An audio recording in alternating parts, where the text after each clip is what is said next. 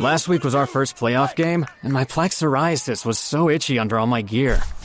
Sometimes just thinking about scratching could take me out of the moment. And then my doctor told me I could get clearer skin with a pill called Otezla. Otezla apremilast is a prescription medicine used to treat adult patients with plaque psoriasis for whom phototherapy or systemic therapy is appropriate. Otezla can help you get clearer skin after just 4 months. Okay, ready for the next game. Talking to my doctor about a pill was a total game changer. Don't use Otezla if you're allergic to it. Get medical help right away if you have trouble breathing or swallowing, swelling of the face, lips, tongue, throat, or arms. Severe diarrhea, nausea or vomiting, depression, suicidal thoughts, or weight loss can happen. Tell your doctor if any of these occur and if you have a history of depression or suicidal thoughts. Live in the moment. Ask your doctor about Otezla. Call 1-844-4-OTEZLA or visit Otezla.com for prescribing info about cost, and more. Richard Nixon. Well, I'm not a crook. Ronald Reagan. Tear down this wall. George W. Bush. I can hear you. The rest of the world hears you. And Donald Trump. And a friend of mine for a long time, he only likes politics. If you ask him about how are the Yankees doing, he has no interest. If you ask him almost anything, he likes politics, and he's a professional at the highest level. Roger Stone. All of these presidents relied on one man to secure their seat in the Oval Office. That man is Roger Stone. This is the Roger Stone Show on 77 WABC. Welcome back. I'm Roger Stone, and this is the Roger Stone Show here at 77 WABC. We are indeed the crown jewel of AM radio, perhaps the most powerful and influential AM radio station in the country. And yes, we were first with all the breaking news about the attempted assassination of President Donald Trump in Butler, Pennsylvania. Events today raising more questions than answers. Certainly appears to be, at a minimum, a failure, some failures by the Secret Service. Whether we will ever have an honest and completely forthright investigation, the American people will ever really know the truth, well, that remains to be seen. In the meantime, I ask everyone who supports the president, and even those who do not, to join me in praying for the continued safety of Donald Trump. I believe that he's been spared for a purpose, but all of this distracts from what's going on in the Democrat Party. And the sad truth is, very much like under the situation with President Woodrow Wilson, Jill Biden is today the de facto president of the country. Wilson, who was elected in 1912, had a debilitating stroke in 1919, and he was both mentally and physically debilitated, essentially a vegetable. He was successfully hidden from public view for the balance of his term. And Edith Galt Wilson, the then First Lady of the United States, made all major decisions with the advice of the White House Chief of Staff, Colonel Edward House. When it was time for Wilson to execute an official document, his First Lady wife would put the pen in his hand and move it across the paper. My sources tell me Joe Biden is now sleeping up to 16 hours per day, that Hunter Biden has emerged as the chief gatekeeper and also the chief political strategist. There's an open rift now between the Biden and Obama forces within the Democrat Party. No one in their right mind believes that Hollywood heartthrob George Clooney penned an op-ed for the New York Times urging Joe to throw in the towel without the encouragement or at least the approval of Barack Obama. I would venture to say it was probably Obama's idea. But we also know that they have limited President Biden's access, that former Speaker Nancy Pelosi can see him and contact him. Former Congressman Jim Clyburn are able to see him. But Obama is quietly moving with power players to withdraw their funding. We saw that announcement just this week that $90 million will be withheld from bundlers and Democrat fat cats. Meanwhile, Democrats are openly making decertification plans in case Trump wins. My guess is, if anything, that has been expedited. It's been widely reported in The Atlantic that some at Georgetown University and other deep state veterans who were deeply involved in the Russian collusion hoax, as well as the Ukrainian impeachment scam, have a backup plan in which the Congress will simply refuse to certify the election of Donald Trump. Wait a minute. Hold on. Isn't that precisely the crime that they accuse him of in D.C.? Well, not quite, because you see, Trump himself is not charged with insurrection. He's charged in D.C. by special counsel Jack Smith with election interference, a quite different charge. Conviction, that charge would not even technically prevent you from being president, but having to go to trial prior to the election was always the goal. That seemingly has failed. The Georgia trial blew up spectacularly when Donald Trump took again the physical image, the imagery of his mugshot, and translated it into $141 million for his campaign, which at that point was running woefully behind Joe Biden and the Democrats in terms of fundraising. Just as his conviction in a New York trial by a judge who was a donor to Joe Biden, a judge whose adult daughter is a Democrat fundraising consultant working directly for the Biden-Harris campaign. She has reportedly raised over $93 million using that bogus trial brought by the Manhattan DA, not realizing that it would yet again backfire. This attempt on Donald Trump's life is guaranteed to backfire. But it also demonstrates that despite the full-blown civil war in the DNC, they are prepared to do whatever is necessary to ensure that Donald Trump is not elected. My sources tell me that the intelligence agencies, the CIA and the NSA, allegedly loyal to President Joe Biden, are in fact aligned with former President Barack Obama. I also believe that the tip-off that Joe would be so terrible in the debate was the way that Attorney General Merrick Garland has fought hammer and tong to keep the audio recordings of Special Counsel Robert Hur interviewing Joe Biden sealed, refusing to hand them over in violation of a subpoena from the U.S. House of Representatives, and offering a transcript instead.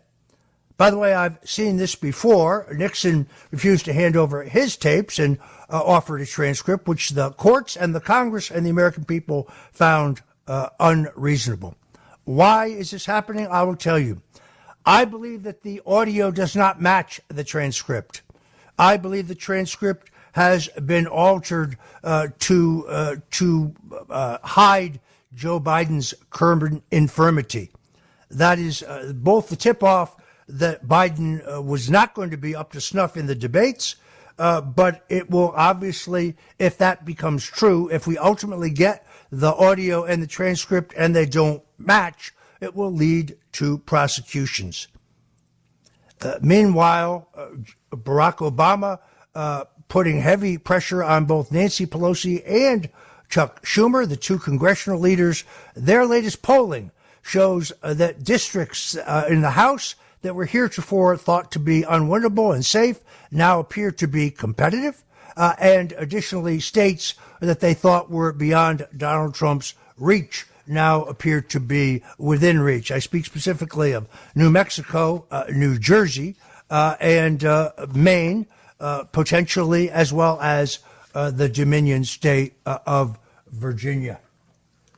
This is causing a panic that was probably only exacerbated yesterday in this horrific attempt on President Donald Trump.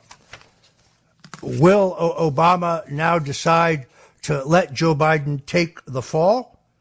No real way of knowing.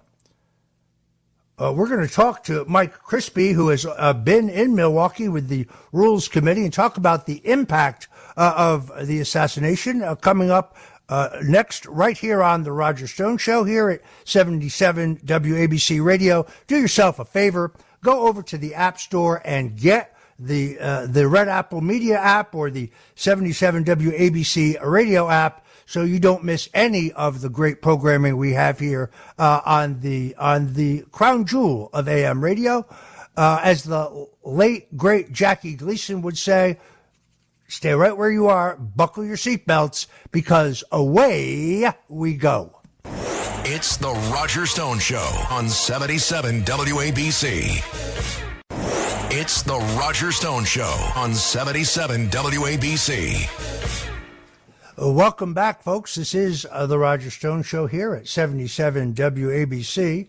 Joining me now is Mike Crispy. He is the host of Mike Crispy Unafraid, as well as Last Call, both at Rumble. Incredibly popular shows, but he's also an America First activist, a candidate for Congress, but now a Trump delegate to the Republican National Convention in Milwaukee. He was President Donald Trump's point man on the Rules Committee, and he joins us now. Mike, welcome to the Roger Stone Show. Roger, it's great to be back with you, and what a unbelievable last 48 hours.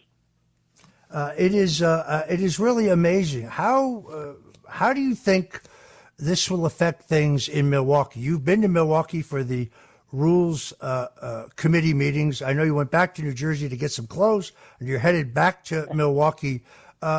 You've seen the physical setup there.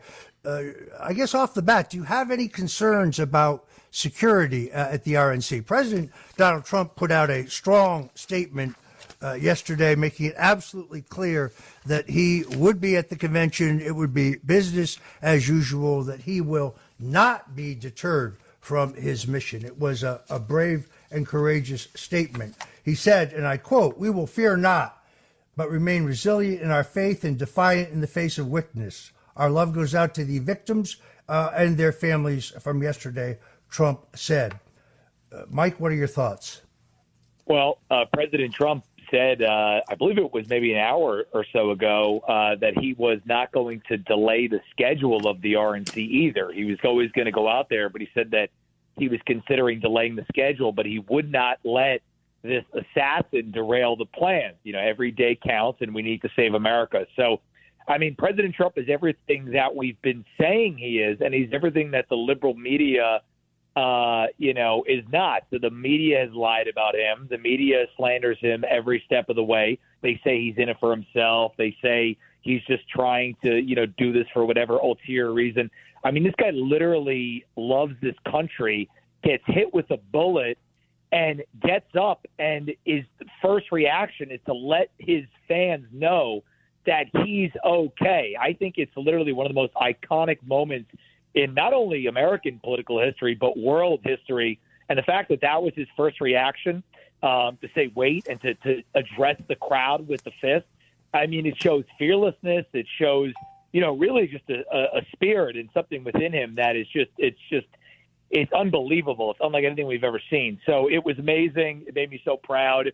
I'm so proud to, follow this man into battle. And I will say, as far as the RNC goes, I have been on the ground in Milwaukee. I was there when they were erecting the physical structures around the forum, the arena where the RNC is taking place. And they were setting it up to make it kind of look like a presidential inauguration. I mean, the black fences were all over the street. They had a very strong security perimeter to begin with. And basically the local officials in Milwaukee that I talked to on the ground there were saying, listen, we want to make this so there's no protesters. We don't want there to be any type of riffraff. We don't want there to be BLM demonstrations.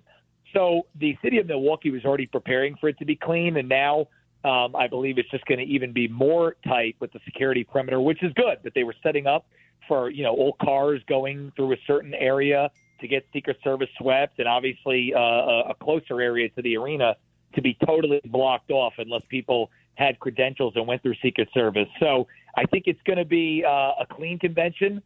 And I do think also, Roger, that the impact of this shooting is that some of the never Trump rhino types in the party, many of which I dealt with face-to-face in the Rules Committee meeting, I don't think they're going to have a leg to stand on. They were fighting in the Rules meeting. They were fighting in the platform meeting.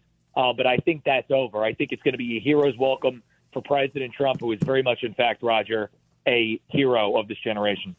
So I want to ask you about the controversy regarding Agenda 2025. The Democrats spent millions of dollars trying to say falsely that is Trump's adopted platform. It is not. And try to ascribe some of the portions of that think tank study to Donald Trump. He has very strongly said no. There may be some of my supporters involved in that project, but I've never authorized that project. I've never said it speaks for me. If you want to see what I stand for, look at the Republican National Platform that was adopted right there in Milwaukee. What's your take on that?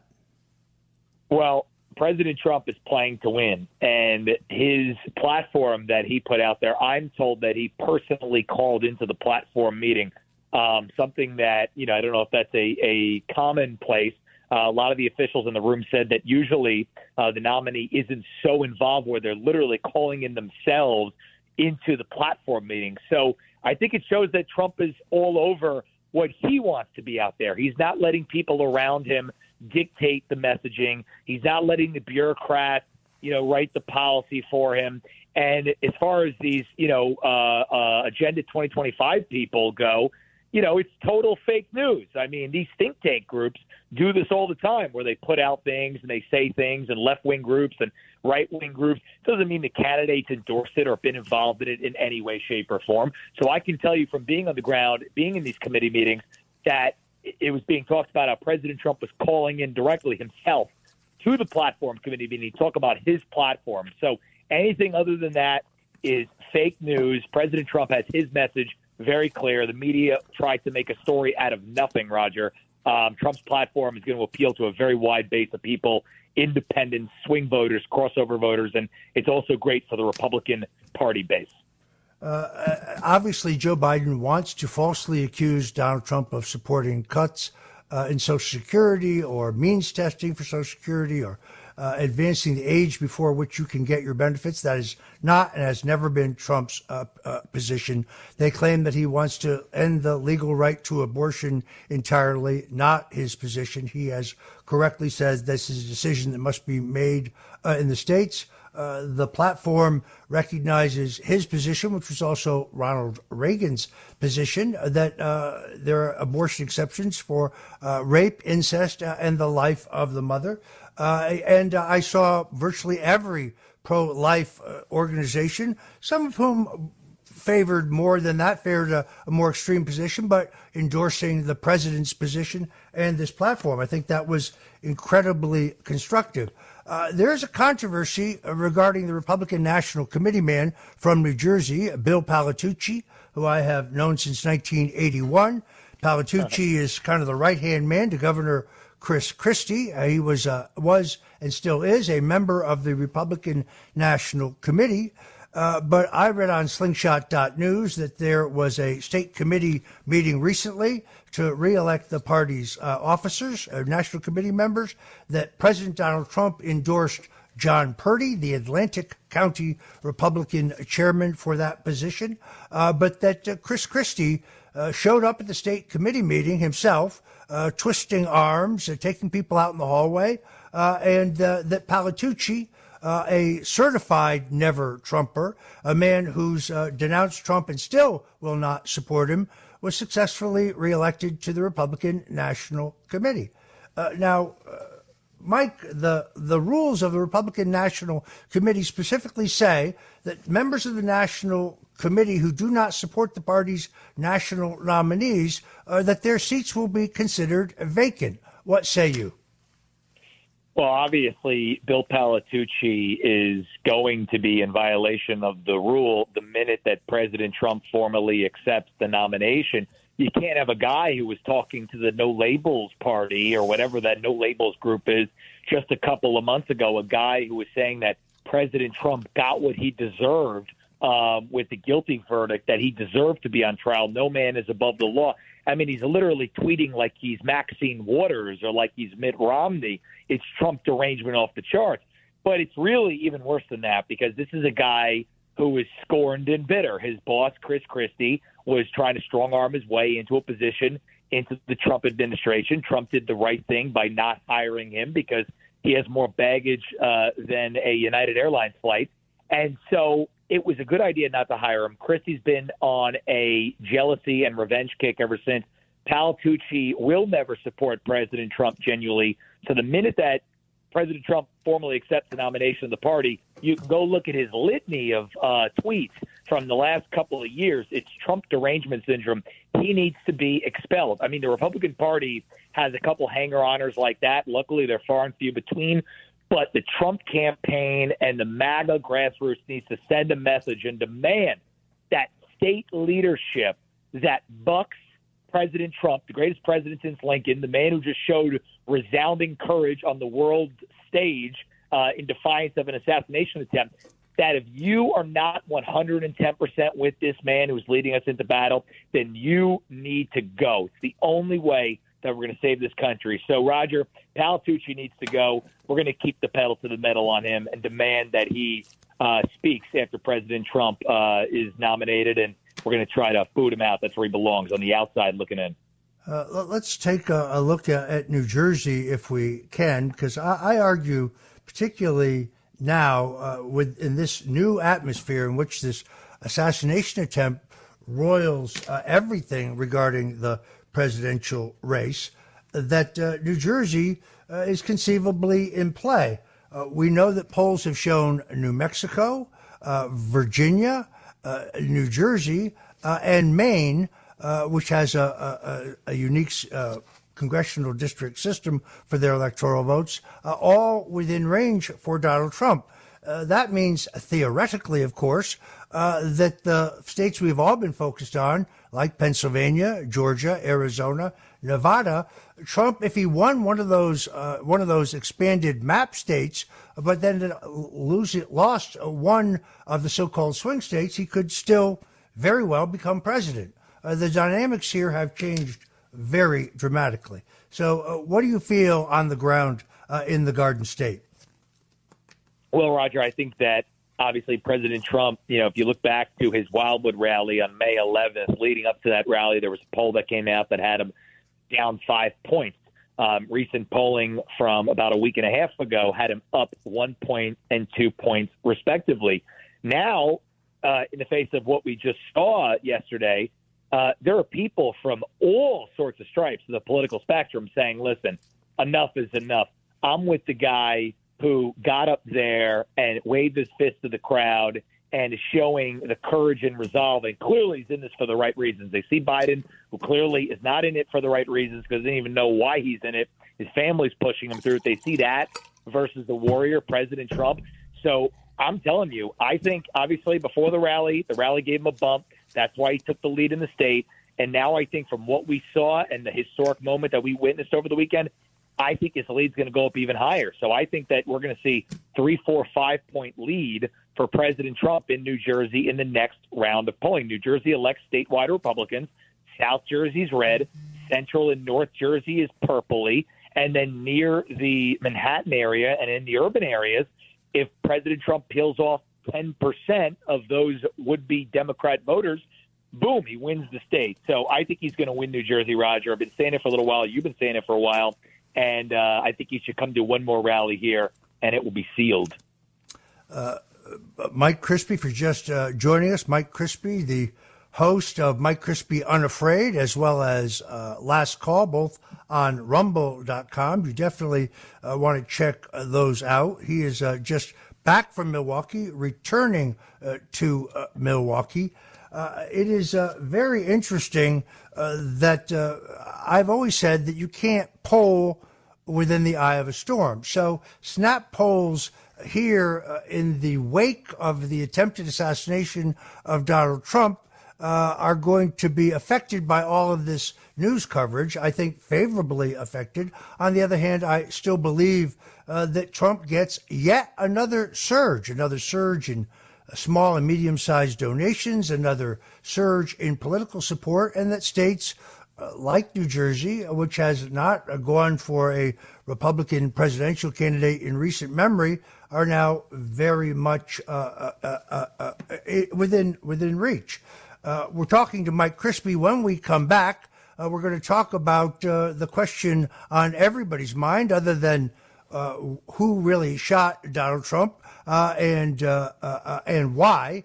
The other great burning political question today is who will Donald Trump take as a vice president? This is now a question that should get more focus than ever before. You've just seen a graphic example of why this decision by Donald Trump is vitally important and requires a careful decision on his part. I don't believe he has yet chosen a running mate. We're going to talk to Mike Crispy about it when we come back. You're tuned in to The Roger Stone Show.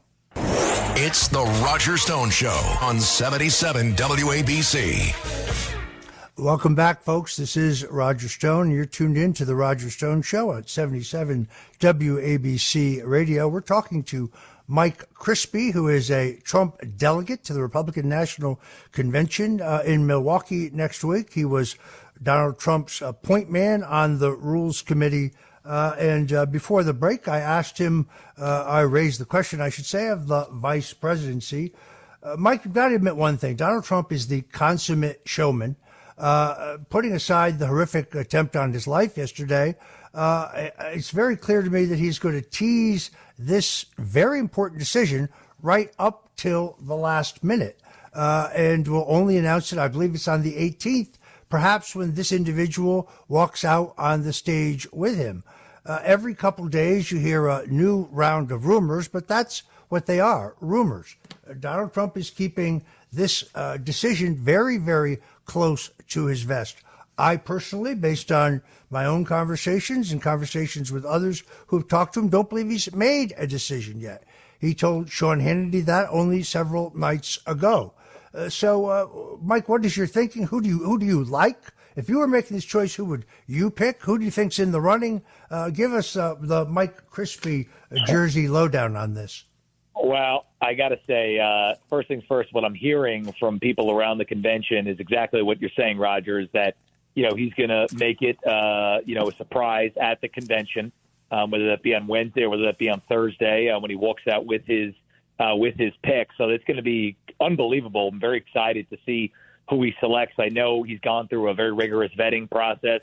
Now, I'll say the first things first is that clearly, they're after him. Clearly whoever you want to call it, whoever was after him and trying to take this attempt on his life, you need somebody who makes Trump, assassination proof. You need somebody who will stand there with him and who, as President Trump says, you want somebody who could be the next president. So I think you want somebody strong. You want somebody that they fear just as much as President Trump, if that's even possible. So, out of the names that are being, floated right now, it seems like the finalists are down to Marco Rubio, J.D. Vance, Doug Burgum, and perhaps Tim Scott. Now, I don't think anybody wants Tim Scott. I definitely do not want him. I think J.D. Vance has made a very strong case for himself in the last couple of days, last couple of weeks. I mean, you see him coming out strong, especially in the wake of, what happened in Pennsylvania. So I think he is probably moving up the ranks. Doug Burgum. People are talking about Doug Burgum, and I read a report that Melania Trump likes Doug Burgum. That's pretty interesting. And then Marco Rubio. I mean, President Trump was saying that, he was fond of Marco Rubio, and they had some conversations recently. But then he said, well, then he'll have to move somewhere, and it complicates things a little bit, and kind of sound like he didn't want the full complication. So I got to tell you, Roger, out of these names, I don't know who President Trump is leaning towards. I think he has, obviously, tremendous instincts. I don't think anybody will match, him. And I think he needs somebody who will complement his work, who will usher in the America First agenda with him, will be a loyal number two, not try to steal the spotlight or step over it. So I guess we'll see. But at this point, I'm not sure. I think the only person who knows is President Trump himself. Yeah, I was deeply disturbed by media reports that Rupert Murdoch, who, of course, essentially financed the candidacy of Ron DeSantis when he gave Ron DeSantis a multi-million-dollar advance through HarperCollins, the publishing company that he owns. It was kind of a financial inducement to Ron DeSantis, the governor of Florida, to challenge Donald Trump, then tried to prop up Nikki Haley, the same Rupert Murdoch, whose network Fox declared Arizona for Joe Biden before it was clear that Joe Biden had actually carried Arizona, which I think only happened through fraud, that he's now relentlessly calling Donald Trump, urging him to take Governor Doug Burgum. Now, I met Governor Burgum at the Collier County, Florida, Lincoln Reagan dinner, a nice enough fellow. But when I read that he was endorsed by Karl Rove the other day, it led me to take a deeper look at his record. I mean, Mr. Burgum made his great wealth by selling his software company to his close personal friend, Bill Gates. That makes him wealthy, almost $2 billion. He attended the Alfalfa Club dinner, which is a big elitist affair in Washington, D.C., as the guest of Bill Gates. In 2016, Gates gave over $100,000 to Burgum's campaign for governor. But more disturbing than all of that is the fact that as governor, Burgum approved the purchase of, I think it was 40 acres of prime ranch land, farmland, that was only 20 minutes away from the Grand Forks military base, Air Force Base, where some of our most sophisticated offensive armaments are stored. This is a high security facility. As governor, Doug Burgum also signed a transgender bill. He vetoed a school choice bill. And then when I look at those who are in the party that are advocating for Burgum, who said horrible things about Donald Trump, attacked Trump viciously right up until the time that he didn't, and I see a Trojan horse. I hope the president does not go there. Again, the criteria, Mike, I think you need a vice president who has the experience, the judgment, the temperament, the maturity, the gravitas to actually do the job if that became necessary. The horrific events yesterday show us how fragile life is and how dangerous the job that Donald Trump seeks is. And of those who have been mentioned, I do find J.D. Vance interesting. First of all, I like his military service. I agree that his less than 2 years in the Senate is a bit thin, but he is not a neocon. He's 39 years old, which is the same age that Richard Nixon was when Dwight Eisenhower chose him for the ticket. Yeah, I think J.D. Vance is certainly gaining. I've watched his media appearances in the wake of what's going on. And, President Trump, whenever he references, people that he's looking to pick, he sometimes, and I've noticed this, he references how they do in primetime television. This is important. Obviously, this is what millions of people see on television. So J.D. Vance has been very, very good. Watching him in his appearances over the last couple of hours. And I think he's got to be moving up the ranks. So I totally agree with you, Roger. I mean, I think Doug Burgum, with what we've seen, him with the transgender bill when he was the governor of North Dakota is very suspect as well. In addition to the Chinese farmland stuff, him saying he wouldn't do business with Donald Trump right up until he was, dropped out of the race. He was saying he wouldn't do business with him. And, J.D. Vance in the past had made some, we can call them anti-Trump statements back in the day. But he came around a long time ago to President Trump, friendly with Don Jr. and the family. So I think right now he certainly has gained the most, the quickest. Like I think his stock is up. So I think if you're in the betting odds market right now, I think J.D. Vance is the one who's moving up the fastest. But I still think it's anyone's game because, President Trump, Roger, always the consummate showman and unpredictable. Look, everybody who listens to my daily show or my show here at 77 WABC knows that were I making this choice, I would have taken Tulsi Gabbard. She's I think, exceptional. Former four-term Democrat Congresswoman, former co-chairman of the Democrat National Party, now an independent, written a compelling book about why she left, opposed to additional funding for Ukraine, wants to seal our borders, pro-Second Amendment and pro-life. I think the odds of her being chosen are pretty slim. I think the president is looking for someone who is sure-footed, someone who understands that this is a secondary role, a supporting role. The Trump circus is a one-ring circus. Donald Trump does his own attack work on the Democrats. The tradition used to be for the presidential candidate to remain above the fray, to let the vice president carry the partisan load against the other party. I think those rules, just like rules about geography, are out the window. All right, we are out of time. I want to thank our guest, Mike Crispy. Mike, folks can find you at Rumble. Where do they find you? Yes, they can go every day, rumble.com/LFATV, 10 o'clock in the morning. Also, rumble.com/Crispy for bonus content. Roger, always a pleasure joining you, and look forward to seeing you at the RNC. Cannot wait to see President Trump give that speech and accept the nomination. Thank you for joining us today on The Roger Stone Show. Don't go away, folks, because we'll be right back.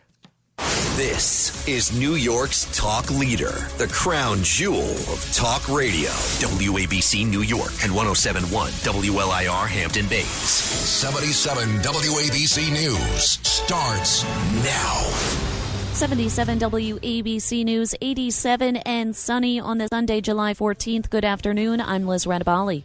Witnesses say yesterday's shooting at a Trump rally in Pennsylvania is something they'll never forget. One witness says she had a close-up view of the attempted assassination of the former president. It's almost a little bit like time stopped, until I thought, when he was down underneath the podium, I really didn't know if he was going to ever come back up. Trump said a bullet pierced part of his right ear, and dramatic video shows the Secret Service rushing him off the stage with blood on his face. The shooter is dead along with one rally-goer.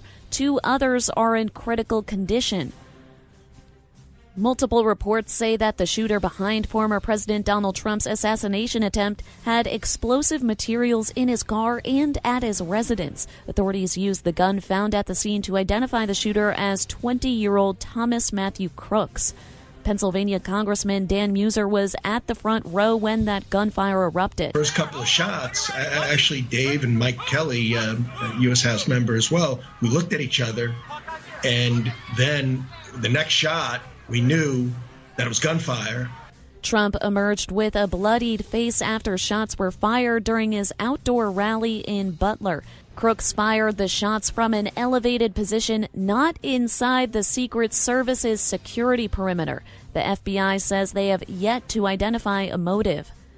Pennsylvania Senator John Fetterman says he's glad former President Donald Trump is okay following that assassination attempt. Speaking to CNN's State of the Union, Fetterman called the incident shocking. This was an incredibly dark day for Pennsylvania, but for our nation as well, too. I can't believe that we're actually in that place. Fetterman said he didn't want to use the incident to make a political statement, simply condemning the violence and expressing condolences for the attendee killed and those 2 who were critically injured. The senator also voiced concerns that similar types of political violence could happen again during this election cycle. He went on to call this year's election the biggest in his lifetime.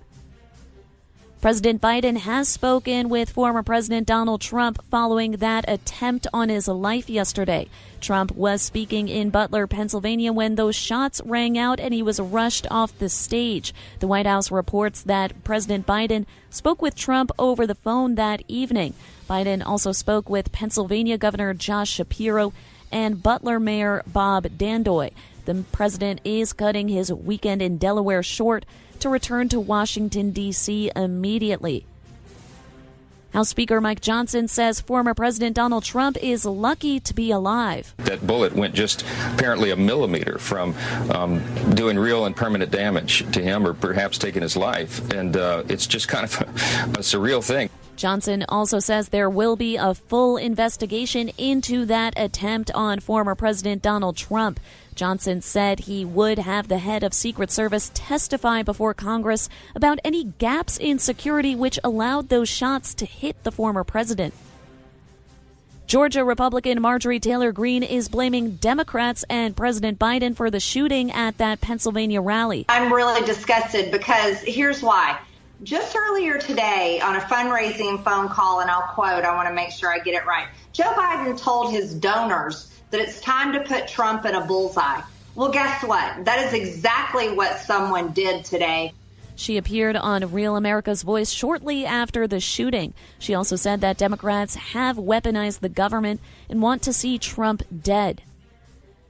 The Secret Service is rejecting claims that additional security for the Trump rally was requested and denied. In a post on X, the social media platform formerly known as Twitter, Chief of Communications Anthony Guglielmi says that the claims are absolutely false, and they actually added additional security resources and technology as part of the increased campaign travel tempo. Shots were fired during that rally in Butler, and Trump appeared to be the target while on stage. Former First Lady Melania Trump says that she thought her life was on the brink of a devastating change when she watched the bullet hit her husband, former President Trump, yesterday. Melania said the shooter saw Trump as an inhuman political machine. She thanked Secret Service, law enforcement, and those sending their thoughts and prayers. The former First Lady said, "Dawn is here again, and we need to unite now."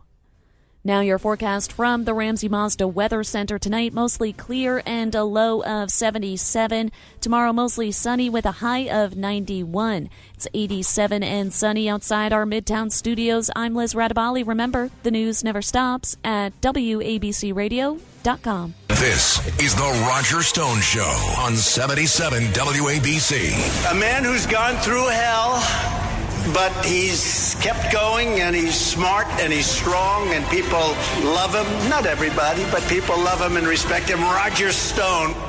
Now, here's Roger Stone. And we're back on the Roger Stone Show here at 77 WABC Radio, 770 on the AM dial. Don't touch that dial. Characteristically, Donald Trump put out a statement after his failed assassination attempt, confirming that he will attend the Republican National Convention in Milwaukee and refusing to change his schedule despite this harrowing act of political violence seen now by millions of Americans. Former President Donald Trump urged Americans Sunday morning to stand united and said we must be, quote, defiant in the face of wickedness, just hours after a gunman left him bloodied but uninjured otherwise yesterday. The president said it was God alone who prevented the unthinkable from happening, and that he said, quote, we will fear not, but instead remain resilient in our faith and defiant in the face of wickedness. Our love goes out to the other victims and their families.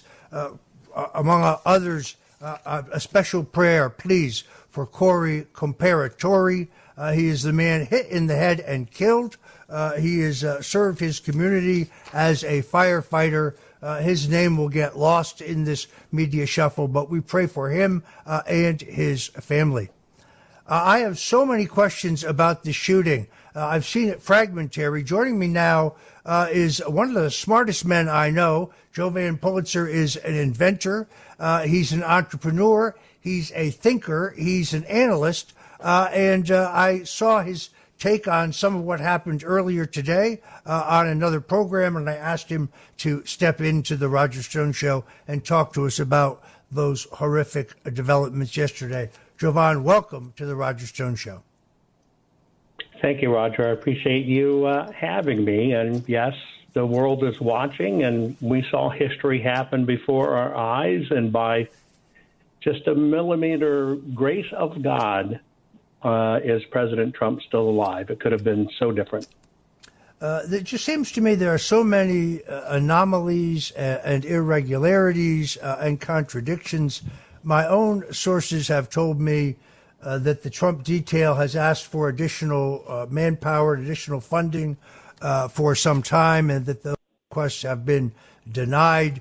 You heard in the news break the Secret Service spokesman specifically denying that that's true. It's very hard to know what to believe. In my 2013 book, The Man Who Killed Kennedy, the case against LBJ, it was very clear that the Secret Service was complicit in Kennedy's assassination.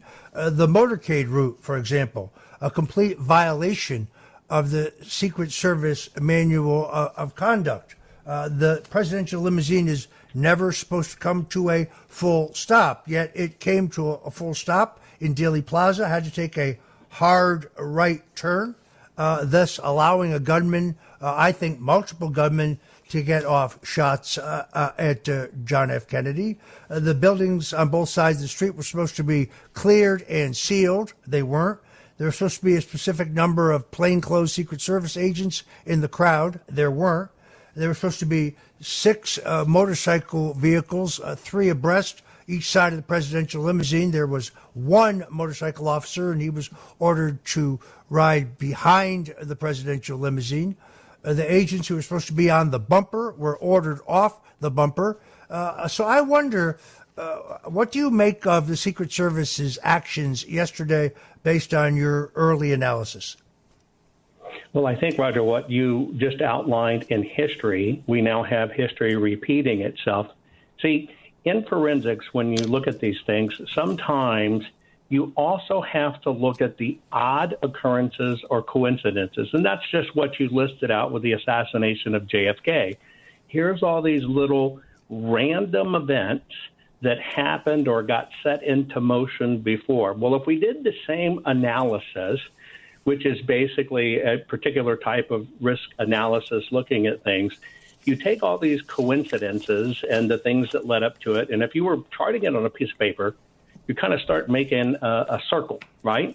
And we start with the fact that our mail order maladministration, Biden, actually said, we need to put Trump right in the bullseye. And you just kind of go to Mayorkas, which is completely, continually denying Secret Service. And, of course, it was Representative Mike Waltz out of Florida that said that and confirmed that. And you put that in there. And then you look at the Democrats that tried to pass a new bill that said President Trump was no longer qualified for Secret Service detail because he broke the law.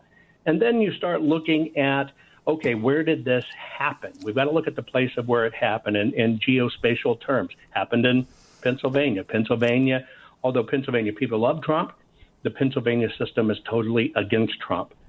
And so you need a state that's going to kind of be friendly to help this happen. I would say Pennsylvania is one of those. And then you look at the fact that the detail on the ground, the Secret Service presence here was rather small compared to what it is normally.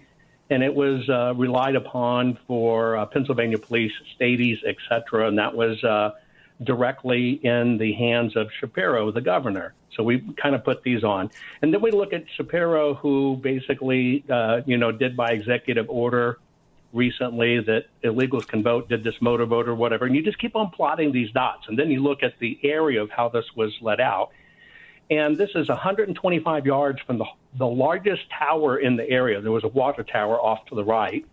And then, of course, you have this, we're going to call it police SWAT, on this one building right behind Trump. They're blocking him in the back. They're blocking by a body of water kind of to the south. But yet they didn't see this guy in a building. You got to put that in a dot. And then there was reports that this was reported. Some are saying 7 minutes earlier. Some are saying 4 to 5 minutes earlier. Let's just take a mean average there. There still wasn't a reply. Then you have nothing was responded to it. They should have got the president out of there. Then you have, now we know, a police officer actually went up the ladder, saw the shooter, and came back down the ladder because the shooter turned and pointed the rifle at him. To me, that's not an appropriate police response. And then you have how many people got all this clear evidence of a clear level shot. This was a headshot. And the fact that you have the sniper response team that's supposed to be protecting President Trump are watching the guy. Some say 7 minutes, most say over 3, and nobody thought that this was a risk and to take the shot. Now it's coming out that, well, they wouldn't give an approval. Now, I don't understand that, and we haven't confirmed that. Now, when you put all of these down in a circular circle, each little dot, any one of those, any one of those things is a failure in the system that could lead to the president being killed, even like just watching this guy crawl up the building. But yet unanimously, all of them failed. And even Trump saying, even Biden saying, put him in the bullseye. That can take somebody who's unstable to do this. And that's when you've got just a huge amount of coincidental evidence. But when you have so many and it points to the same thing, what you get is the coincidences then in turn become the confirming evidence that something happened. And I believe very simply they allowed this to happen. And when I just watched this over and over and over, and I watched the response team and this guy pop up from his scope, it's like they knew it was coming and they wondered why hadn't he shot yet. And I believe we're going to find out a lot more. We're going to find out he took the shot, they wiped him out. But I think this goes very deep. But I think we not only need to look at the Secret Service and the staties and the police officers that were supposedly walking around the building. We need to hear from the one that went down, but we need to hear from Josh Shapiro, governor of Pennsylvania, because this falls squarely in his wheelhouse. What you point out about Pennsylvania is absolutely true. For example, mail-in ballots are very clearly unconstitutional, very specifically unconstitutional under their state constitution. The lower courts in Pennsylvania overturned them, outlawed mail-in ballots. The middle courts reaffirmed that decision. And then the totally politicized left-wing and politically activist state Supreme Court reinstated the mail-in ballots, which is like cat's play to the Philadelphia Democrat machine, where voter fraud has been refined to a fine art for decades. It is an extraordinarily political atmosphere. Very hard to understand here. The Secret Service says in a statement that the killer, would-be killer, but the man who did kill Corey Comparatori, wounding others, is Thomas Matthew Crooks. Yet a number of sources insist to me that's incorrect, that the would-be assassin is a man named Maxwell Yerrick, who appears to me, based on just cursory research, to have a record of making threats and fighting with Trump supporters, a man affiliated with Antifa. This is like the government telling us Lee Harvey Oswald did it and he acted alone, and that Jack Ruby, who murdered him to silence him, had no known connections to organized crime, except for he was a button man for Carlos Marcello in the Chicago mob. It's I almost. agree with you 100%. I think this other guy, if he doesn't have something to do it, he's the real guy. I believe this guy, we're supposed to believe a 20-year-old with what may be just a 22 fitted out with gear to look more techie than it is, did this shot. Now, the shot was a perfectly level shot. They should have caught him up there anyway. But if you look at this other fellow, the same thing, I'm not sure. I'm just saying I'm not sure that we've successfully identified, one, is this the real shooter? And two, did he act alone? And going back to your comment on Pennsylvania is kind of like Arizona. You know, it's got mafia, everything else in it. Pennsylvania has its long teeth in doing something like this. And if you just go back to 2020, even the mail-in ballot issues, I think people are forgetting. And we did some investigation there looking at the 2020 stuff. They literally had deployed a ballot opening machine, which is standard practice if you have a lot of ballots. And it just takes off a very tiny bit of the envelope so people can quickly pull out the ballot. However, after interviewing the manufacturer of the machine and on the ground, this thing was set to 1/8 of an inch. Somebody had reset it. They confirmed it. Somebody reset it. Now, what that meant is when that machine opened those ballots, it actually cut through the ballots, put them in 3 pieces. Now, when a ballot's in 3 pieces, it has to be spoiled, which means somebody else gets to fill out a new one. And they did not let that process be observed. And you saw people pre-filling out ballots, not even look at the cut ones. This stinks to the high heavens. I want to stay focused on the events of yesterday because I don't think the average voter understands the lengths to which those who oppose Donald Trump will go to prevent his reelection.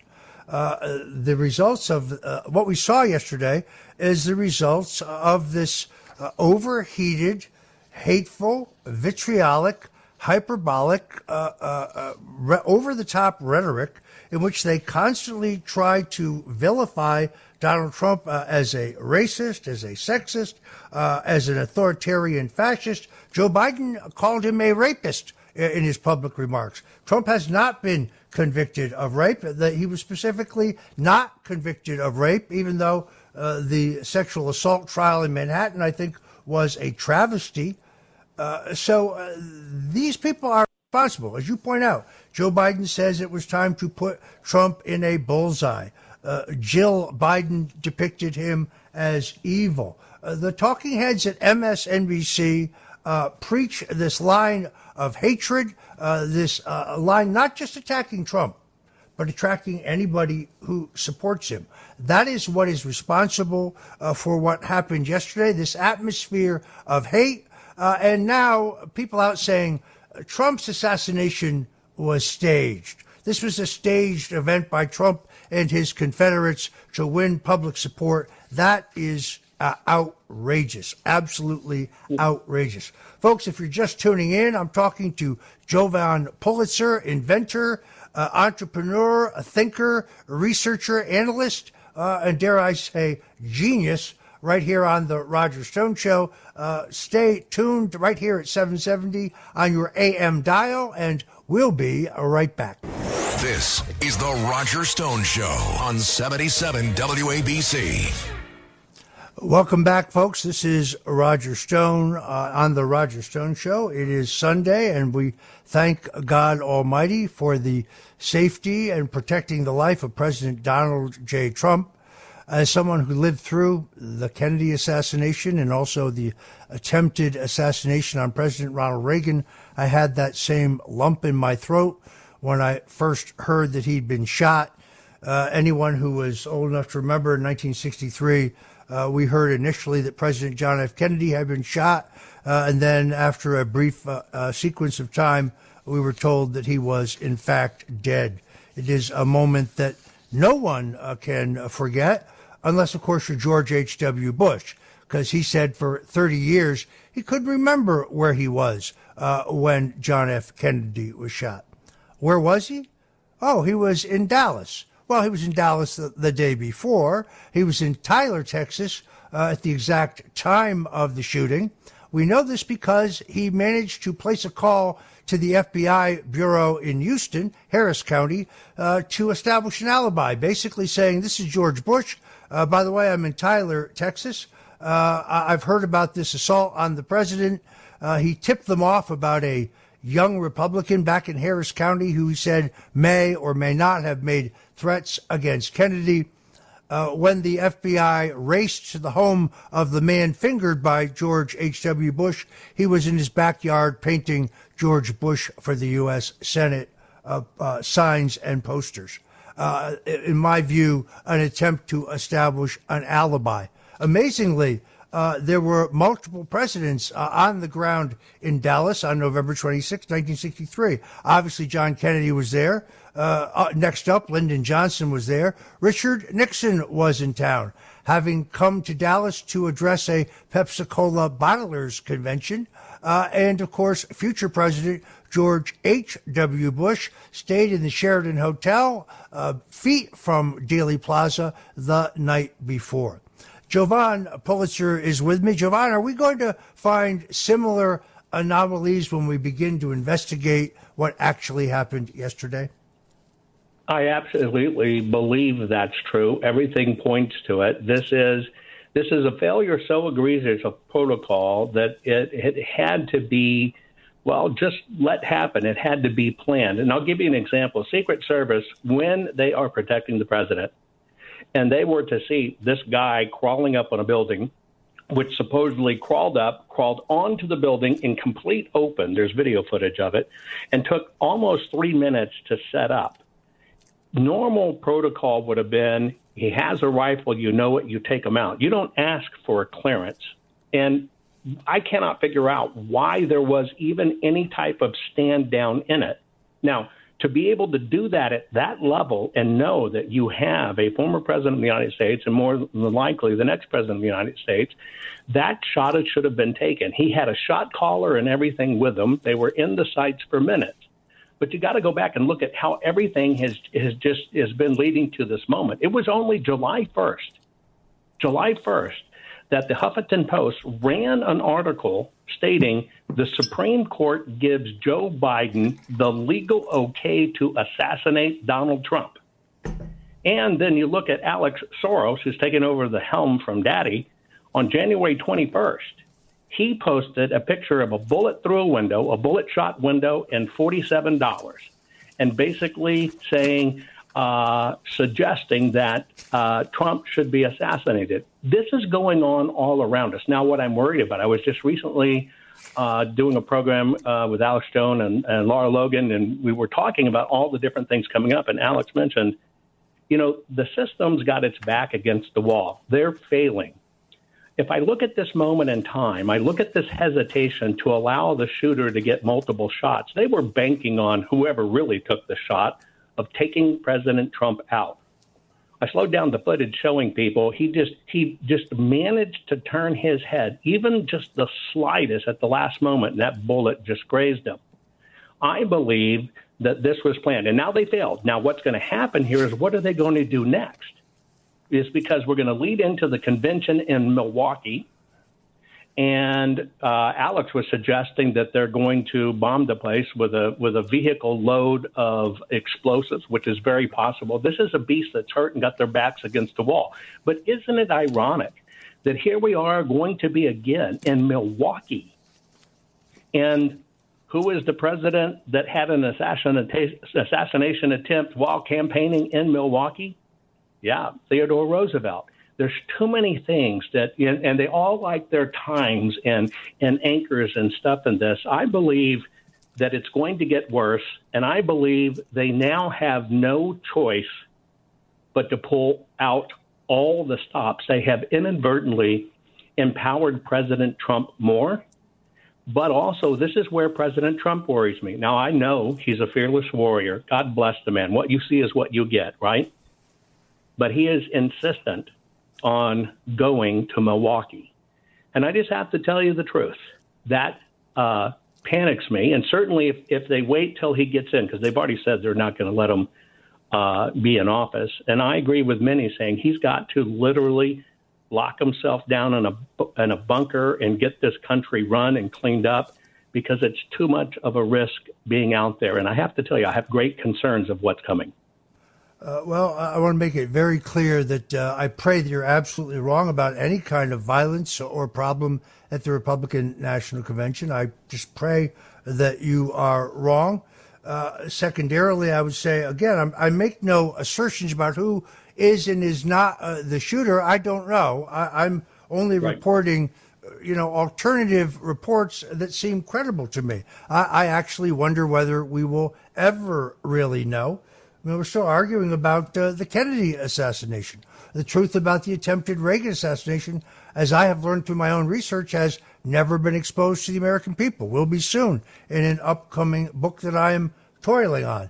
I'm afraid we're out of time here, but I want to thank Jovan Pulitzer for coming on the Roger Stone Show today and giving us his analysis of those horrific events yesterday. The good news that through the protective power of Jesus Christ and through the grace of God, Donald Trump is unharmed. And folks, you couldn't keep him away from the Republican National Convention in Milwaukee with wild horses, as they say. Don't go away, folks. We'll be right back. This is the Roger Stone Show on 77 WABC.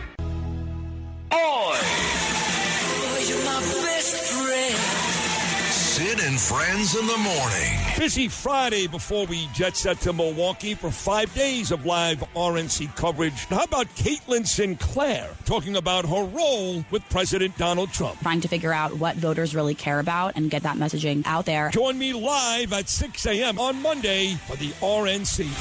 Listen anytime. 77WABCRadio.com and the 77 WABC app. Richard Nixon. Well, I'm not a crook. Ronald Reagan. Tear down this wall. George W. Bush. I can hear you. The rest of the world hears you. And Donald Trump. And a friend of mine for a long time, he only likes politics. If you ask him about how are the Yankees doing, he has no interest. If you ask him almost anything, he likes politics, and he's a professional at the highest level. Roger Stone. All of these presidents relied on one man to secure their seat in the Oval Office. That man is Roger Stone. This is the Roger Stone Show on 77 WABC. Welcome back, folks. This is Roger Stone, and this is the Roger Stone Show. We are sifting through, I would say, developing information about the horrific attempt on President Donald Trump's life and how it will impact not only the presidential race, but the general zeitgeist. Joining us now is a close friend, radio and show business legend, Mancow, a man who beat Howard Stern in the radio ratings in Chicago on every occasion, raconteur, gourmand, boulevardier, rock critic, and a close personal friend, a man who was actually with me when I got the word that President Donald Trump would commute my sentence when I was framed and pressured attempted to be pressured into lying and bearing false witness against him. Mancow, straight from Chicagoland, welcome to the Roger Stone Show. You know, Roger, one of my first thoughts was if only they had sent all the people they sent to your house to the convention there, to the rally, our president wouldn't have gotten shot. It's amazing. You have all kinds of people for everything all the time. Let's arm the IRS, but we don't have enough people to look after President Trump. What a sham! What a shame! And since you've been on the air, you know the FBI watched this news conference, and I mean, what a joke! Oh my God, dude! I mean, DEI hires. Check every category. They can't speak. They're incompetent. One angry woman said, "Well, I don't want to talk about yesterday." She don't want to talk about yesterday. I mean, what are you here for if you don't want to talk about yesterday? And then there's this news story that I didn't believe, Roger, about the cop that went on the roof and the shooter pointed his gun at him, and the cop got off the roof and ran away. I was sure that was a fake story, but the AP is saying it's true if they're to be believed. The whole thing really does boggle the mind. There seems to be a rush to say that a man named Thomas Matthew Crooks is the shooter. He just happens to be a registered Republican. As I said earlier in the program, other sources tell me that the shooter's a man named Maxwell Yerrick, who has a history and a criminal record of assaulting Trump supporters. The real question, I guess, Mancow, is will we ever really know? Will we ever really know what transpired yesterday? Well, you know that Bill O'Reilly is already writing a book, Killing Trump. Your book will be out in a few years. I mean, you solved the Reagan assassination attempt. You added all kinds of stuff to that. And, of course, you solved the JFK mystery. But we already know. Come on, Roger. You and I have said it for over a year. Tucker Carlson's been saying it.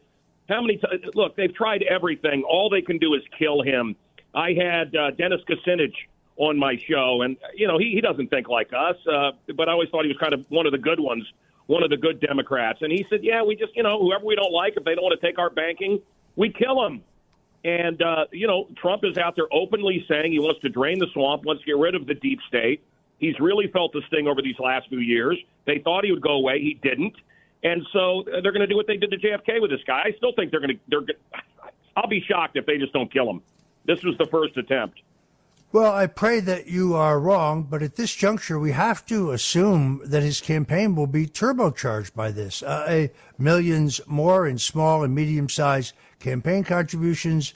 I think an inexorable boost in the polls. It cannot make the choice more stark. It cannot make the choice more obvious. Meanwhile, your old neighbor from Chicago, Barack Obama, I think operates behind the scenes, although not so quietly, in his efforts to get Joe Biden off the stage. If anything, the events of yesterday, the fact that they attempted to kill Trump and failed, now make them even more desperate to dump the incumbent who they see as utterly and totally unelectable. Your thoughts? Well, Roger, I knew Obama before he was Obama, and I have 100 stories, but I'll tell one quick one, and that is he said, well, he thought Jesus was a good teacher. And I said, a good teacher? That's not what any Christian would ever say. I said, that's what a Muslim would say. And Obama was a mirror person. He's whatever you want him to be when you talk to him. He's a complete liar. There is no foundation. There's no there, other than he hates Western civilization. He hates white people, him and his wife, and they hate most of America. I knew Trump before he was a politician. It's interesting how the media casts these people. One is the sinner, one is the saint, and of course the opposite is really true. Yeah, I don't know what to do with the Joe Biden problem. And really, Roger, one of the main reasons I want to come on with you is who is Trump going to pick as the vice president? Who do you think that's going to be now? Or do you think it's changed since he's been shot? Well, the only thing predictable about Donald Trump is that he's totally and completely unpredictable. He has seemed to indicate that this decision had narrowed down to 4 individuals. But I would remind you, he said back during the Iowa caucuses, I think it was on a CNN town hall, that he'd already chosen the person. He just hadn't informed them yet. When that did not take off in a news cycle, he basically repeated that about a week ago. Then he contradicted it on Sean Hannity, said he hasn't made that decision yet. I think in view of yesterday's events, he has to think very long and hard about who he chooses. He needs someone who not only has the experience, the judgment, the temperament, the gravitas, if you will, to be vice president, but more importantly, not somebody from the other wing of the party, not somebody who is a neocon, not somebody who opposed Trump initially but now suddenly supports him. He needs to choose someone who is indisputably a supporter of the non-elitist America First agenda. That, to me, is the single most important consideration. I was following you on X yesterday as everything unfolded, and you did a great job. And I thought we made some good points as well. And did you find it shocking on every channel, Fox, News Nation, all of them? They just went on and on about how great our government is, and you know how wonderful they are, and how wonderful the president just got shot. This government just failed us. It looked like the Keystone Cops around President Trump. What a disaster. And that one, I don't know, Chris Farley, my old friend, if he was alive, he would be playing the character on SNL this coming up Saturday with that one lady cop who couldn't get her gun out of her holster and then couldn't get it back in. And I mean, what a joke. How laughable. And our media just fawning over the Secret Service. I think they took forever. I think 42 seconds they had the guy in their sights. And they waited until he shot Trump. I mean, this is them. I'm quoting the mainstream media. And yet all the while, they're down on their knees, just like Kamala, they're so wonderful. Really? How wonderful are they? Trump got shot. Not that great. But I look back, though, on the entire year, and I think of our conversations privately well over a year ago when there seemed to be extraordinary obstacles to Trump's return to the presidency, the tsunami of lawfare against him, the appointment of a special counsel, the constitutionality of whose appointment is an open and serious legal question, despite the fact that the legal analysts on MSNBC say that's not so. It's very much so. This whole fake elector narrative, when I'm not a lawyer, but reading the Electoral College Act, there have always been alternate elector slates filed. John F. Kennedy filed one in Hawaii in 1960 because he doubted the certified return, saying that Vice President Nixon had carried the state. Turned out that JFK was right. On the basis of absentee ballots, the alternative electors were seated. No one said there was a crime there. No one called them fake electors. That's a misreading of the Electoral College law. I say that despite the fact that I had no involvement in the efforts to convince the Congress to delay the certification of the Electoral College. If there was a war room at the Willard, by the way, I don't know about it. I was never in any such war room, not involved in any of those efforts, but you wouldn't know that if you went on X, formerly known as Twitter. You would never, ever know that. Roger, you've been on the air here. I mean, do you understand they're saying a cop went up on the roof and confronted him and then left him, the shooter? You've heard that story, right? I've seen the story online. I have not had a chance to study it. The UK Daily Mail is where I saw it, but you're now telling our listeners that this is confirmed, that this actually happened. That's what the AP is saying. And then, of course, you have this Mississippi congressman's staffer saying he hope he doesn't miss next time. And of course, they're already calling to take our guns, and we need to tone down the rhetoric. Let me tell you what tone down the rhetoric means. You know what it means, and I do too. It means that guys like us will be further denied a voice, even though we're wildly popular, influencers. I hate that term, but they'll come after us as always. Problem, reaction, solution. They cause the problem. The public reacts, and the solution is always we lose more of our freedoms and more of our voice. So, I love the Democrats. We got to tone it down. We got to tone down the rhetoric. Yeah, like Biden saying that Trump needs to be, in the crosshairs, or the bullseye. The bullseye. Yeah, you tone down the rhetoric. Leave us alone. Well, as you know, Manka, I myself am banned for life on Facebook. So, folks, if you're in correspondence or you're following a Roger Stone on Facebook, that is not me. I'm banned for life. I don't sell crypto there. I don't offer people jobs there. I don't ask for your financial information there. Please beware, folks. There are many faux Roger Stones. But my wife, Mancow, does follow you on Facebook. And she said recently she's seen a lot less of you. Why is that? I told myself. I quit Facebook. They said you're encouraging people to commit suicide. The Hunter Biden story isn't real. The President Biden is not a pedo. By the way, none of these things did I say. And so they said you are silenced until October of this year. And look, Mark Zuckerberg. I mean, we are talking about a tool of the Chinese or the deep state or whatever he is. He's certainly a tool. And incredible censorship. And I just have pulled. I know you were kicked off, and I pulled myself off. I'm still on Instagram.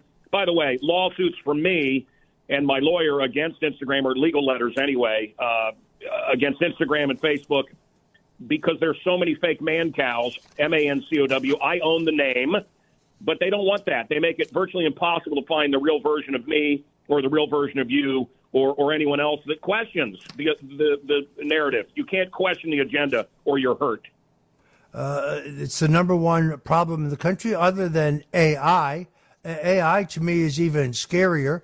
You can create, just with a snippet of someone's voice, you can create an audio in which they say all kinds of horrific things, which, of course, they have never seen. I wonder, in this investigation and all this information regarding the attempted assassination of Donald Trump, you have to ask yourself what's real and what is not real. This can be done so completely seamlessly. And it is another trick in the arsenal of Silicon Valley and those who would limit our speech. I just find it ironic that the Democrats continue to accuse us on point after point of doing all those things that they specifically are doing. The Democrats may be divided on whether Joe Biden should or should not be a candidate, but they're not divided on the fact that they keep calling Donald Trump a liar. But in his interview with George Stephanopoulos, which I didn't think went very well, Joe Biden tried to say that he was distracted during the debate because Donald Trump kept shouting at him after they shut Trump's microphone off. I went back and looked at the video. That didn't happen, not a single time. Not once did Trump try to talk over Joe Biden or interrupt him. In fact, he was extremely disciplined about that. So just to cover up their previous lies, they serve up yet another round of lies, recycling the Trump called American veterans who gave their lives to their countries suckers and losers. It's a lie, folks. The guy that said that, General John Kelly, was fired. There are 19 other witnesses who said Trump never said it. It's a lie. Or that Trump called Nazis in Charlottesville fine people. Even Scopes, which is a left-wing fact-checking operation, says that that's a lie. Biden said inflation was 16 when he came to office. It was 6.3. These people just lie, yet they lay that label on President Donald Trump. Roger, I have so much to say. You said so much, but I want to say one good thing, and I don't think there's a lot of good things to say, other than seeing Trump with his fist in the air saying fight was pretty awesome, a pretty awesome moment in our life. But, Roger, it's not working. Hitler and his minions couldn't have done what they did without radio, and here we are on radio. A lot of people think Putin, I think sometimes some of the Putin videos are AI. Certainly it seems like some of the Biden moments are AI. Who knows? But it's not working. The people are waking up. If the vote is honestly counted, Trump, your friend, the guy you advise, the first man to tell him to run for the presidency, he will be back in the Oval Office and things will be set right. It's going to be real hell once he gets in, but he'll set things right. So God was looking after him. I even think an atheist would have to watch that yesterday and say, man, that was supernatural. Trump is being supernaturally protected. Yesterday was the anniversary of the first appearance of Mary at Fatima. All of us Catholics believe there's a tie-in. Trump is the first president to openly acknowledge Mary and Fatima. So there's some spiritual stuff at work here. And remember, Roger, as you know, in your case as well, and you and I prayed many times together, good wins and God wins. And don't let the devil whisper in your ear, folks. Good will win and God will win and America will be tall again. Folks, if you're just tuning in, I'm talking to radio and show business legend Mancow, entrepreneur, raconteur, boulevardier, gourmand, rock music expert par excellence. And don't go away because we're going to be right back with Mancow, and we're going to continue to analyze the zeitgeist. It's the Roger Stone Show on 77 WABC. This is the Roger Stone Show on 77 WABC. And we're back for our final segment of the Roger Stone Show here at 77 WABC, the crown jewel of AM talk radio. We're talking to the legendary Mancow, a man who reigns supreme as the leading talk show host in Chicago, who never, ever one time was beaten in the ratings by Howard Stern. I must ask you, Mancow, because I'm a little confused. I never quite got Howard Stern. I never understood it. I never found him entertaining or funny or amusing. Yet he seemed to command this great presence on commercial radio. What was I missing? You were missing that it was all fake. You were missing that he was a tool of the deep state. You didn't miss him promoting the vaccine and the elections, did you? You didn't miss it. He picked the right candidates always. But he got to talk about boobies, so they promoted him. He was a total, no FCC violations or very fake FCC violations. Meanwhile, anybody that was a right-winger or conservative was attacked viciously by this government. He was given a free pass. It was bread and circus, and he was the circus.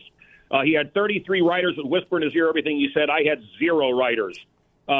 Jackie the Joke Man and, the other guy, I forget his name, but his whole staff has come out in favor of me. And there's a TV show on Vice called Dark Side of the 90s.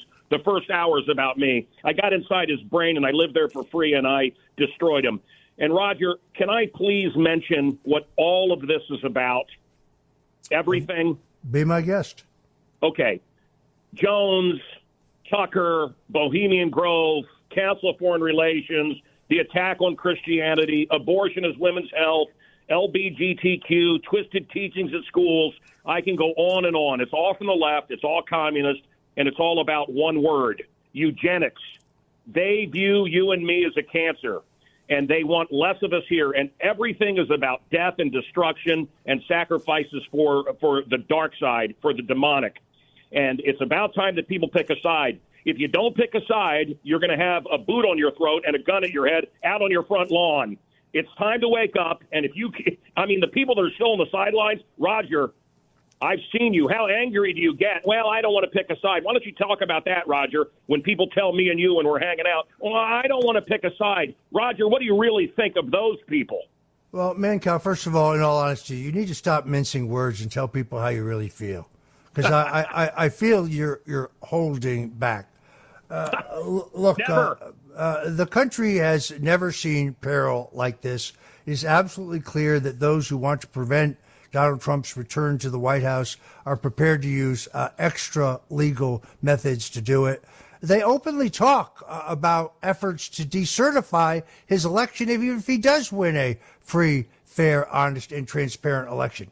Elements at Georgetown University, other key veteran government players in the Russian collusion hoax, which is now proven by the report of Special Counsel John Durham to be a hoax, although that report didn't go nearly far enough. And, of course, he took his time so that the 5-year statute of limitations had expired, and therefore nobody, not James Comey, not Hillary Clinton, not John Podesta, not Jake Sullivan, not John Brennan, the CIA director, not Andrew McCabe, none of these criminals could be prosecuted, not because they didn't break the law, but because the statute of limitations had been allowed to run.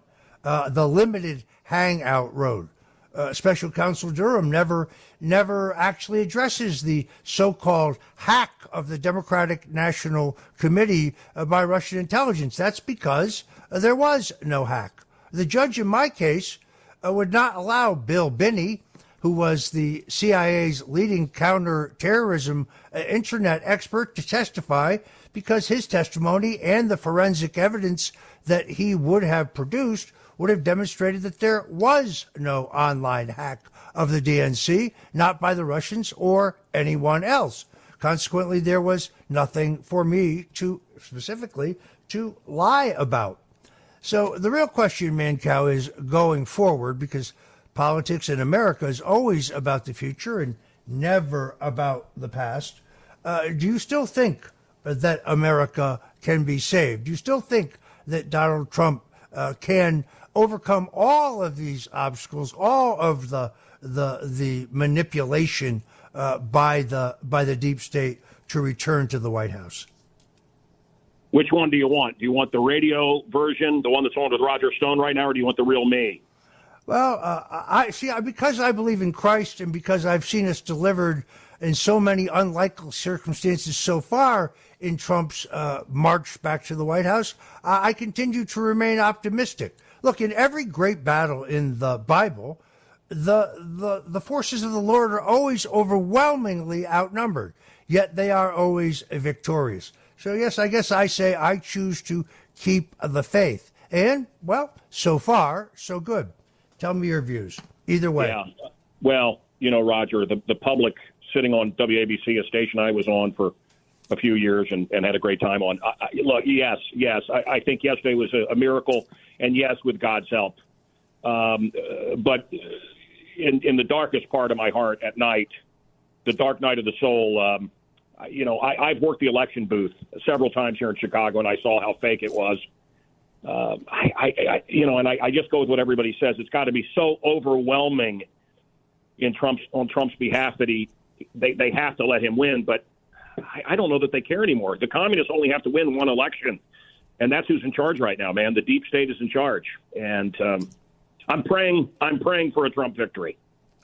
As we all are. Plus, I guess more than ever, I'm praying above all for his continued safety.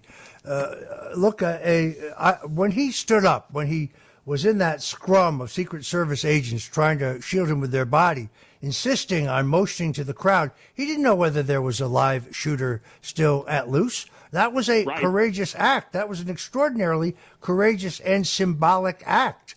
To me, that encapsulates the courage, the strength, the determination of the Donald Trump that I've known for 45 years. Roger, did you see all the soy boys, all the Democrats, all the leftists, all the godless communists? Oh, it has to be fake. Who would do that? What real person would do that? I'll tell you who would do that. Someone with God in him, a man. That's what a man does. That's what our soldiers did in all of our wars. He stood up and he made a clenched fist, the orange fist meme that's going around. And what did he say 3 times? Fight, fight, fight. Yeah, of course these soy boy, liberal, indoctrinated wussy boys don't understand it. That can't be real. Yes, it is real. There are men out there. I'm one of them. Stone is one of them. And Trump is one of them. Deal with it. Yeah, absolutely true. I think that was Trump's finest moment. That will be a defining, iconic image of him with the upraised fist, changing, I think, the course of history. It is entirely possible that defeating him in a free, fair, honest election is beyond reach for the current power establishment. Meanwhile, the Democrats continue to fight among themselves as Barack Obama seeks to undermine Joe Biden and get him to pull out of this race. Lots of politics today on the Roger Stone Show. Let me thank my good friend Mancow for joining us today with his incredible analysis of the zeitgeist. Thank you, my friend. God bless. Thank you. That's about it for us folks here on the Roger Stone Show, but you want to stay tuned because my good friend Joe Piscopo will be right along with Sundays with Sinatra. In the meantime, take a moment to go to the application store on your phone, go to the App Store and download the 77 WABC app to your phone, or get the Red Apple Media or Red Apple Audio app on your phone so you don't miss any of the great programming we have here at 77 WABC Radio. Until next Sunday, God bless you and Godspeed.